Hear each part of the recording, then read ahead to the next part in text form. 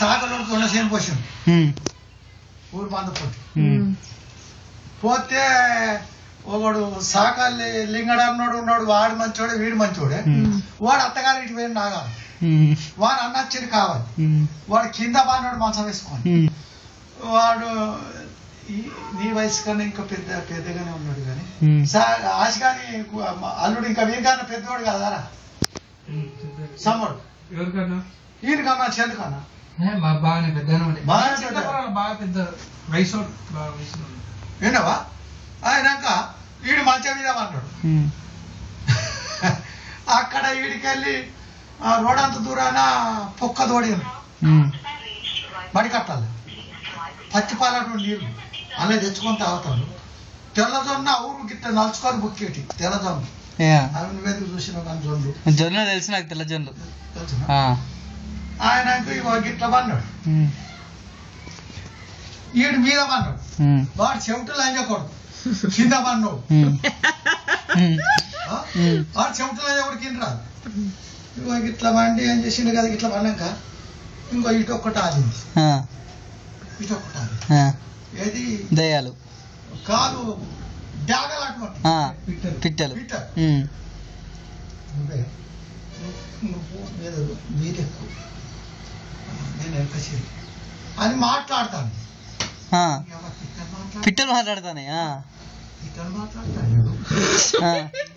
ఇదేం కథ ఆయన ఏం చేసిన రాత్రి కూడా రాత్రియో నడిచాం రాత్రి 1 గంటలకు నీ అబ్బ పిట్టకు నవ్వారంటే బుక్క తంతాను పిట్ట నీవు ఆ మీద అన్నాడు అన్నట్టు మంచం మీద తక్కువ అన్నదా లేచిపోయారు ఇక అయితాను కదా అండి దండి దుబ్బ 4 గుంజుకోపోతా అడిపోయి నీళ్ళు ఆడుతాడు గంత ఎన్నీళ్ళు ఉండదు అన్నట్టు ఇంకా పుణ్యం ఇంకా అవుతుందో అయిందో నీళ్ళు ఆగుతానని పోయిండు నీళ్ళు ఆగిండు ఆడ నీళ్ళు తాగడానికే ఏ నీళ్ళు వచ్చింది మొత్తం చిమ్మ చీకటి అయింది ఇంకా అత్తామంటే కాలుతుందా నీళ్ళు అయ్యి కాళ్ళు ఎత్తలేదు మొత్తం కాళ్ళు ఎత్తలేదు కాలు పోయింది పిలుతామంటే చెవుట్లు అయిన కొడుకు వినబడది దగ్గరనే వినబడదా ఇక ఈ కాలు ఇట్లా పట్టుకొని ఒక కాలుతో ఎగురుకుంటా మంచి కాడికి వచ్చాడు వాడు చంద్రన్న ఈ మంచి కాడికి వచ్చాడు కదా మంచి కాడికి వచ్చేట కాలు మంచిగా మళ్ళీ ఎప్పటి చంద్రన్న గిట్ల సంగతి అంటే కట్ల కట్టడి కళ ఆట ఆడి చెవుట్లు ఈ చెవుట్లు అని చెప్పు అంటాడు నేల పోతుంది ఇక ఆడికెళ్ళి ఆ లంచొకడికి 24 గంటలు మా ఇంటికి వస్తాడు ఆ శాఖ లంచొకడు పోద్దనగా మా ఇంటికానే ఉంటాడు తెల్లదాకా మా ఇంటికానే ఉంటాడు అక్కడ కాసేపు మంచిగా ఉన్నంతసేపు ఉంటాడు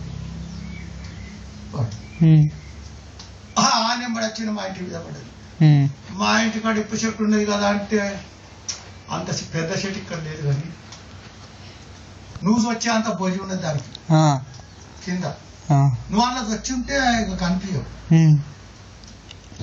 ఇక ఆ చెట్టు మీద ఒక చేసింది ముఖం చేసిన వాళ్ళు నేనేం చేసిన కదా అంటే ఆ సాగల్ లంజ కొడుకు చెప్పాను నేను జంగల్ కంటే ఈడికి వెళ్ళి ఎంత దూరం అంటే కనీసానికి రామారావు అంత దూరం పోవాలి అంతగా పాటకు పోవాలని అనుకోరా అంతగా పాట అంత దూరం పోవాలి వాసాలు కొట్టినాం అని వెళ్ళు మొత్తం టేకు కొట్టినాం పొలం కొట్టినాం ఇంకా వస్తాను ఇంటికి వస్తాను అత్త అంటే అక్కడ ఒక చెట్టు బాగున్నది ఇంకో గిట్ల పడ్డాయి తుడిచిపోయి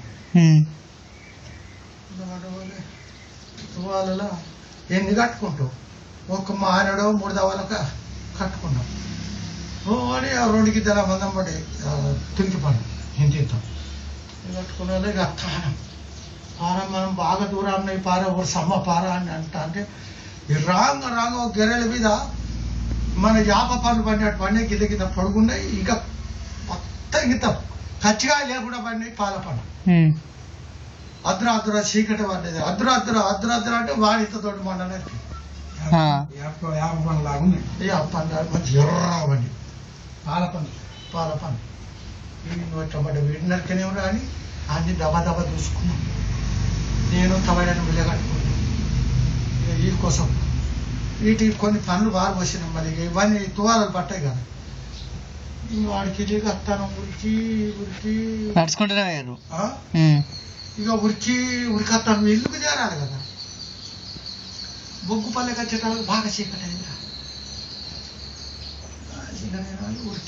ఉరికత్తాను నీకు బొగ్గుపల్లి ఏమెరక కానీ ఉరికి వచ్చేటాలకు ఇంకా బాగానే దూరం ఉన్నది కదా. ఇంటికి వచ్చేటాలకు విజయ బన్నది రాజుగాడు బన్నాడు మన బాపడు ఉన్నాడో మరి వీడు బడికెళ్ళిపోయాడు కానీ వీడు ఇంకెవడు పన్నాడు రాజుగాడు పన్నాడు ఆంజిగాడు సుధ పన్నాడు. అన్నాక నేను అలసిపోయి వచ్చాను. ఇక్కడ కాదు అక్కడ కాదు దాని దూరం పోయి ఆశలు పెట్టేస్తాను. అయితే పిల్లగాళ్ళకి పండ్లు పెడతాను. ఆళ్ళు ఇద్దరు ఉన్నాడు పన్నెండు. అప్పుడు ఈ కరెంట్ లేదు కన్నీరు కంజీలు అంటే మన ఈ బుగ్గల కన్నా ఎక్కువ ఎలుగొట్టేది. ఆ కంజీలో పెట్టుకొని బాబమ్మ పండది కదా ఎదురు చూసుకుంటే మనది ఇంకా రాకప్ప గింత చీకట కొద్ది రాత్రి కాలేదు పిల్లలంతా పండదని అన్నాక నేను వచ్చిన. ఇక నాకు తినబుద్ధి అయితే తెలియదు కొనగా బుర్రలు నీళ్ళు ఆయన. ఇక నేను ఇటు విజయ నా పక్కన పన్నది నేను ఇటు పన్నా ఇట్లా నేను పన్నానా. అప్పటికెంత 1 గంట అయింది. అయితే అది వరకు ఎరుకుక్క వచ్చిందట ఊళ్ళో పొద్దుకంగా. ఎరుకుక్క వస్తే అడిగే అని అందరూ కొట్టుకుంటా ఏరి. ఇంకా అదే ఎరుకుక్క మీద మనాది మీద ఉన్నది మొత్తం వాడంతా. నా పక్కల పన్నదాని ఇట్లా పక్కన పడదా ఊరి యొక్క దెప్పుకున్న మంచం కింద ఎత్తి వచ్చింది విజయంతయ్య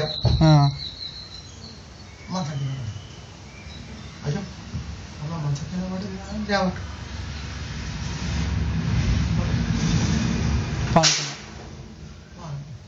మాయమైందా? చచ్చిపోయిందా?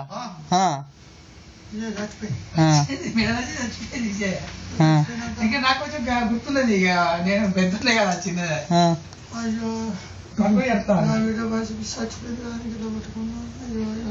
బిడ్డ చచ్చిపోయింది అందువల్ల ఆ పెద్ద కుక్క దయ్యాన్ని ఏర్పాటు చేస్తుంది మంత్రగాన్ని ఏర్పాటు చేస్తుంది.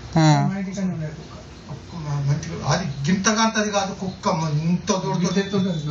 మన చిన్న మన టైగర్ కుక్క ఉంటుంది. ఇక ఆ కుక్క ఏం చేసింది కదా అంటే ఉరికొచ్చింది. ఇగో దాని 2 కాళ్ళతో నన్ను పట్టుకొని బొబ్బో బొబ్బో అని మొరుతాను.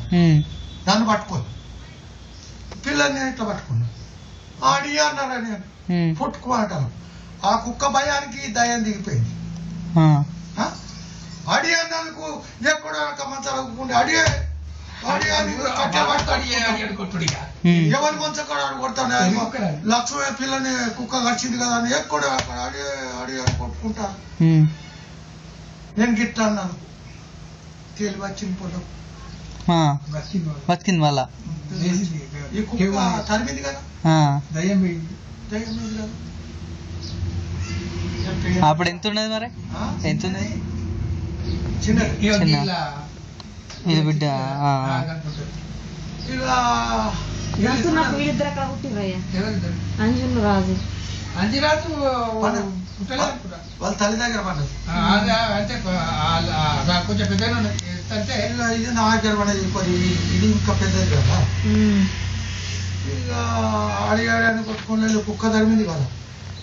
కుక్క తరిమిన వాళ్ళే ఎట్లా ఇటు కండీలు ఉన్నాయి. నేను అలసిపోయాను. మళ్ళీ కొద్దిగా వయసులో ఉంటుంది. ఎవరు గిఫ్ట్ అంటే కళ్ళు మూతలు పడతాను. గిఫ్ట్ అంటే మూసుకుపోతాను కళ్ళు మూసుకుపోతాను. ఇటు కళ్ళు ఎప్పుడు మూతానో ఈయన నిలుచుంటాను. దయా ఇటు కళ్ళు ముత్త ఈయన నిలుచుంటాను. దబ్బాన పిల్లని మనబెట్టి నేను అన్నట్టు అంటే మళ్ళీ పిల్లని దంపది అని బిడ్డ తిను తాపడి తులికి పడి తీసి పెట్టు. ఇక పాల పడి తీసి పెట్టు. ఎలా రాక కంటి మీద రెప్పేసులు లేదు దాన్ని పడనిచ్చింది.